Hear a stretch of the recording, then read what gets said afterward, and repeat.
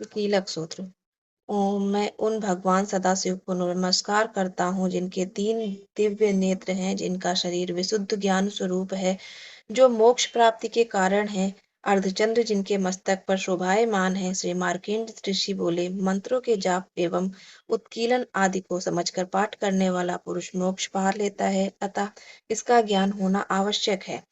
वस्तुएं इसी स्रोत द्वारा पाठ करके सिद्ध होती हैं, और जो इस स्रोत का पाठ करके सप्तशती के पाठ मात्र से स्तुति करते हैं, उन्हें देवी जी की सिद्धि हो जाती है।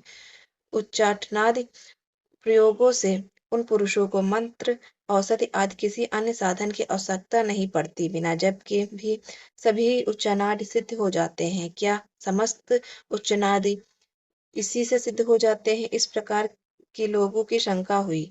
जब उस शंका के निवारण के लिए सदाशिव ने लोगों को बुलाकर आज्ञा दी, यह सब सिद्धियां देने वाला शुभ स्रोत है। इस चंडिका स्रोत को भगवान सदाशिव ने गुप्त कर दिया।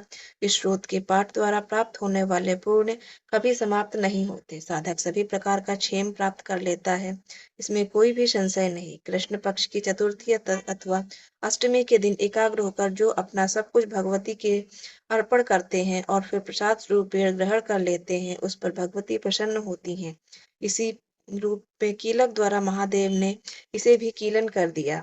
जो इसके द्वारा सप्तशती का निष्कीलन करके स्पष्ट होकर नित्य पाठ करता है, वह सिद्ध हो जाता है।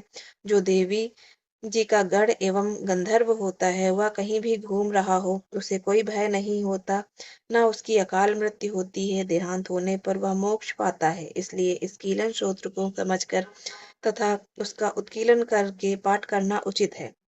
जो इस प्रकार नहीं करता, उसका नाश हो जाता है। तभी तो बुद्धिमान इसे समझकर ही उत्कीलन से संपन्न स्रोत का पाठ आरंभ करते हैं।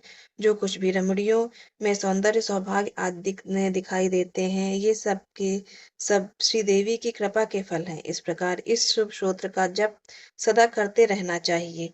इस स्रोत के मंद स्वर में पाठ करने से थोड़ा फल मिलता है, उच्च स्वर में अधिक फल मिलता है। सभी सिद्धियां प्राप्त होती हैं, अतः उच्च स्वर में पाठ याद करें। जिस भगवती की कृपा द्वारा सौभाग्य, आरोग्य, संपत्तियां, शत्रुनाश तथा परम मोक्ष की प्राप्ति होती है, उस जगत की माता की स्तुति कर